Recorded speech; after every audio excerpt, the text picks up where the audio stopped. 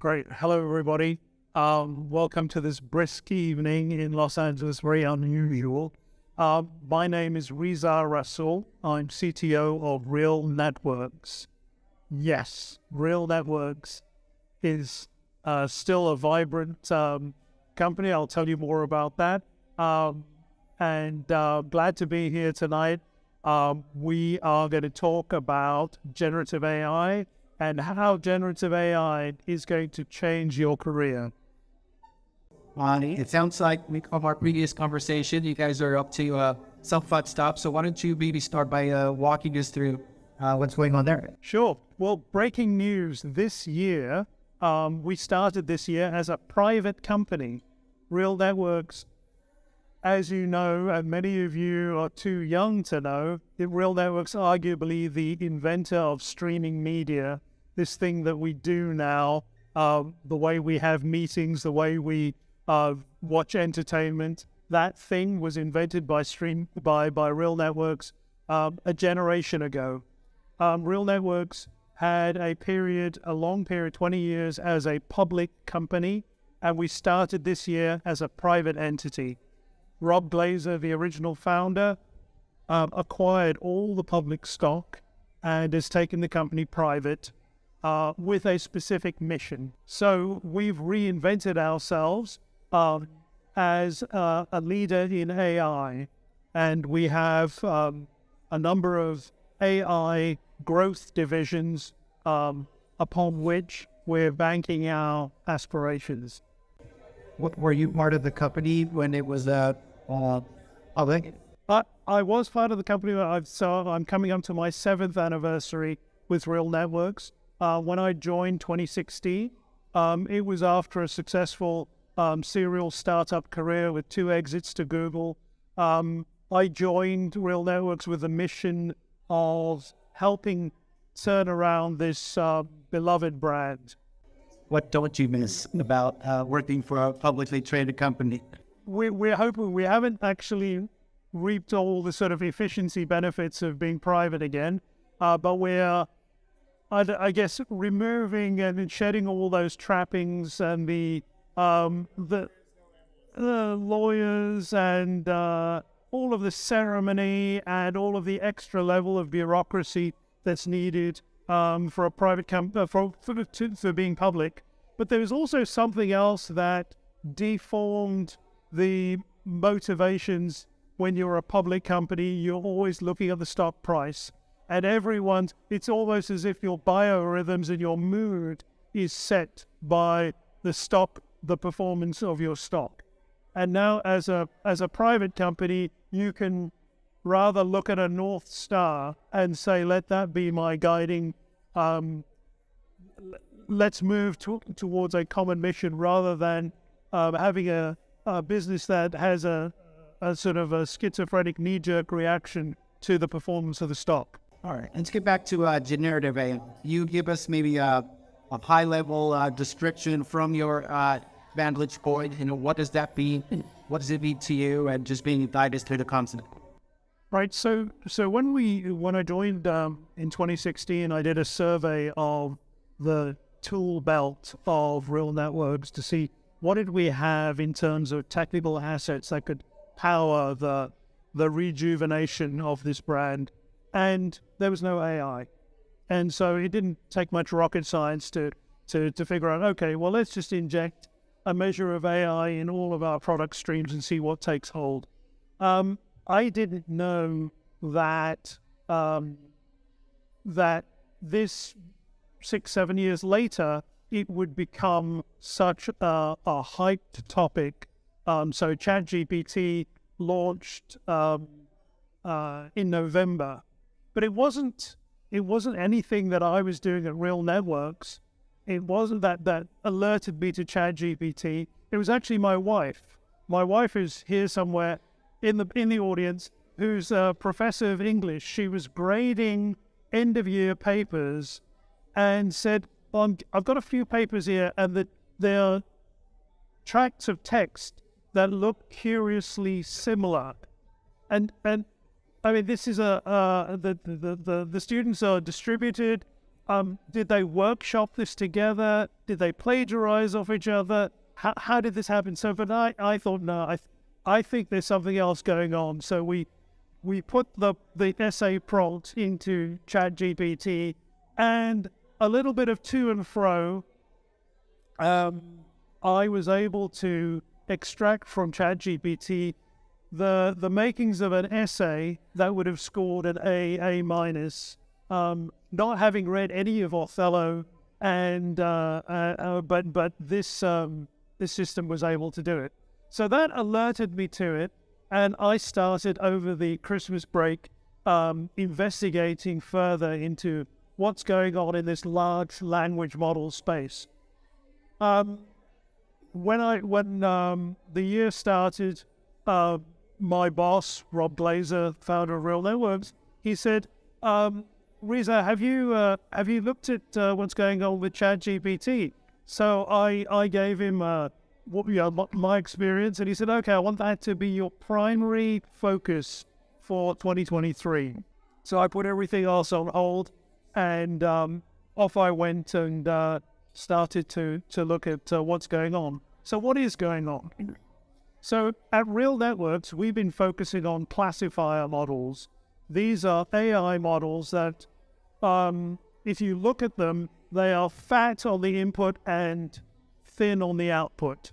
So they can take in images and classify them, or they can take in bodies of text and classify them. Let me give you two examples.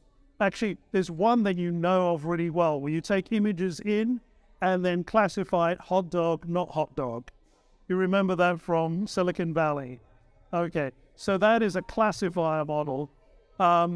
We specifically take in our computer vision stack, we take in images and detect a face in the image. And then we're able to recognize the image by creating a signature for each image. A large language model that does classification would take in a body of text and make a determination of what that text is classified. So we run a classifier model in the nation's SMS channels. So we run it for mobile operators, and we look at millions of messages a second and determine whether this is spam or ham.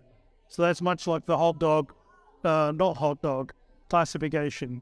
So those, we're very familiar with how to build those models, how to train them, and how to get them to a level of accuracy where they perform really well in operation.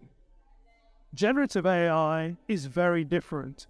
Their models are thin on the input and fat on the output.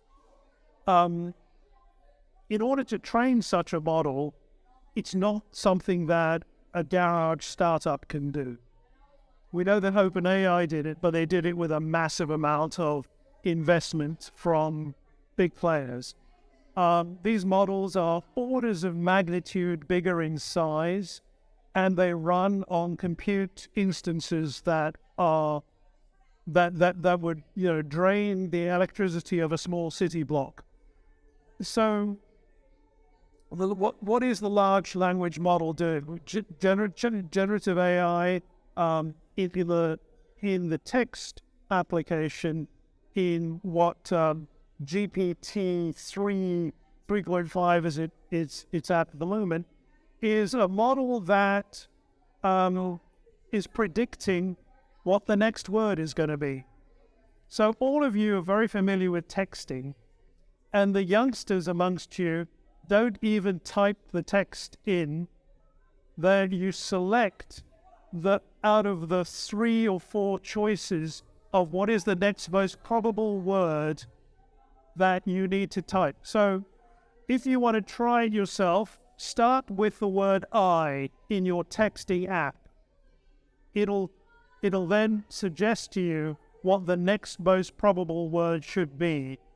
And you can, by selecting the most probable word, before you know it, you have a sentence that could easily have been written by yourself. It might not be the sentence you want to write, but ChatGPT has done this. Noam Chomsky says ChatGPT is predictive text on steroids.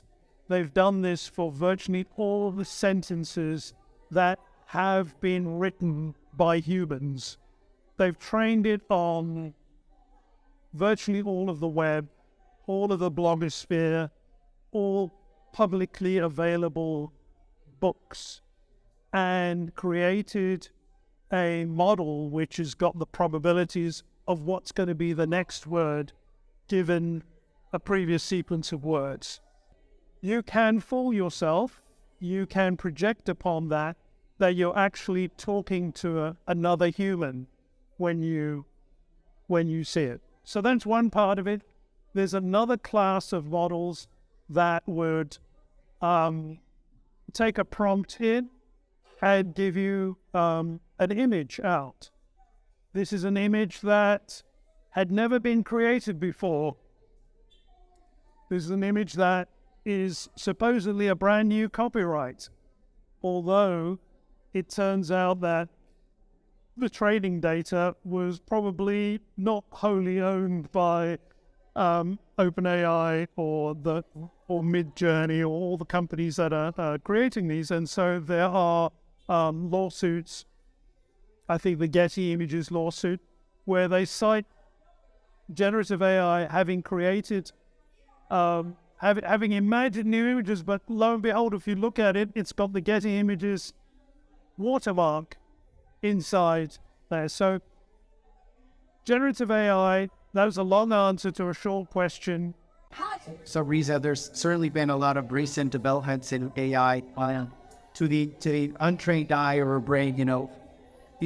How do we differentiate this from just another pipe wave? Is this hype? Is this real? How is this going to impact our lives as technologists? Yeah, I'm glad you said that, because each year you look at the crystal ball gazing that the pundits do about what's going to be big this year. Maybe this time last year it was the metaverse, and everyone's jumping on that bandwagon. I don't know, I was somewhat skeptical, but I look back at the previous years and the previous missions that were given to me to investigate, or maybe I gave it to myself to investigate. You look at AR and VR, and you go back even in time. Big data was a buzzword. You remember all the buzzwords. There are very few that actually lived up to the sort of Gartner hype cycle. You could see some of them just went through that curve really quickly. Somehow I think that generative AI is different. It looks and smells like the revolutions of digital media that changed careers, it changed jobs, and that's why I think that's sort of a lead into explaining why I chose this title for the talk. So let's segue into career change. Let's talk about change and how the possibility of this technology greatly impacting our careers as technologists. Right. What do you how do you see this change affecting the overall career landscape? So I thought long and hard about this, and my wife and I we've had conversations with her colleagues, especially in the education space, since they are training the new workers to go into society, and let's make sure that they're doing that for a world that's not bygone, that's not a historical relic. Let's not be training kids on how to use the abacus or slide rules or log tables when the graphing calculator has arrived, and it's looking at careers all the way through, from education right to what are you doing as a meaningful contributor to society. I know it's deep and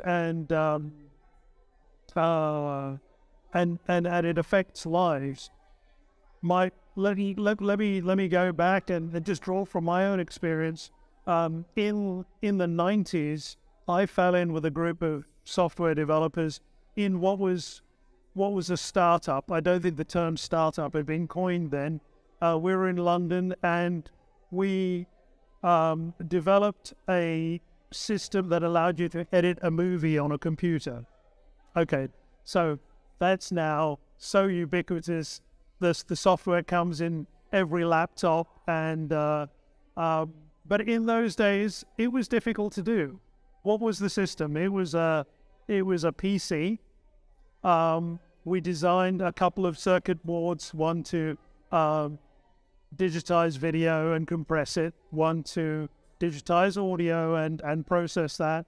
And hey, let's write our own window manager, our own UI, because Windows, we didn't think that was all that at the time. So we created our own user interface. And before we knew it, we developed a machine that allowed you to edit a movie on a computer, a full feature-length movie. So we brought it to this town. Hey, this is where they edit movies. They make movies here. So we brought the system was called Lightworks. We brought it to Los Angeles, and it sold each of these PCs with the software and the hardware and a stack of what we call Winchester disk drives. They sold for about $100,000 each. And when we sold the first few thousand, we thought we were pretty hot shot. And so on the strength of that, I moved my family over to Los Angeles.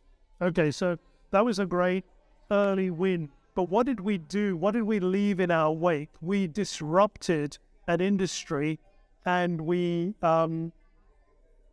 changed jobs. The job of the film editor had largely gone. Film editing at that time was cutting film and sticking it together and wearing white gloves, and it was a hallowed career. People had that. People had been editing movies like that for 100 years, since celluloid had been developed. That was the way in which movies were edited, and we went and changed that. And so, am I regretful that I put people out of work? I think it was a natural progression of the way things go. But when we look at it, splicing film, splicing celluloid is not part of telling a story.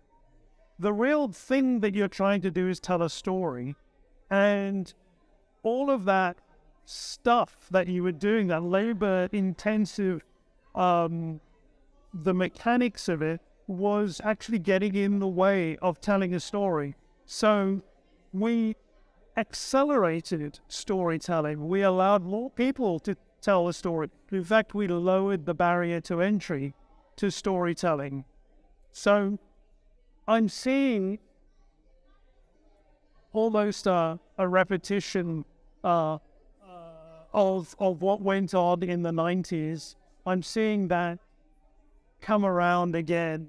And that it's only once or twice in your career that you could be part of that. But I'm feeling I'm getting that same feeling now. So about that, how do you believe AI will change the way and you, as CTO on real networks, and how will it change your job? Josh. Okay, that's making it super personal. In 2022, I'm not sure if it was Stanford, one of the colleges declared that ChatGPT actually scored higher than their graduate intake of students, scored higher on the SATs. So what they did was they had a bell curve of SAT scores, ChatGPT was higher than the average.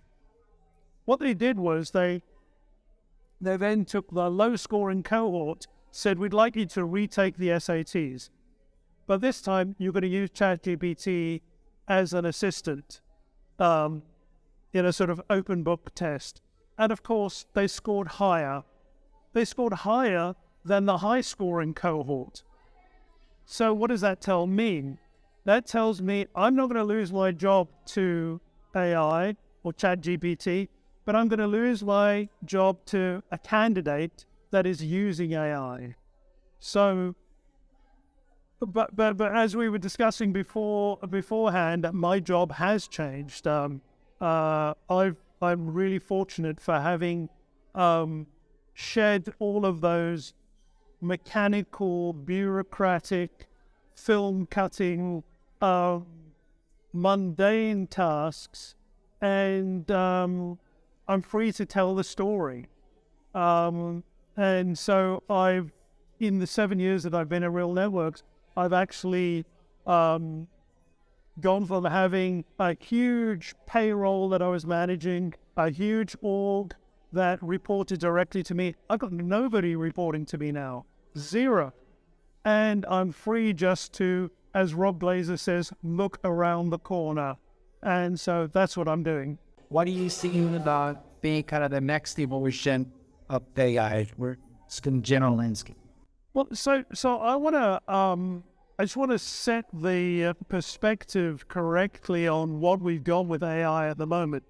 We've got a system that takes about 6 months to train, and then to run it requires a data center that would suck the electricity of a small city block.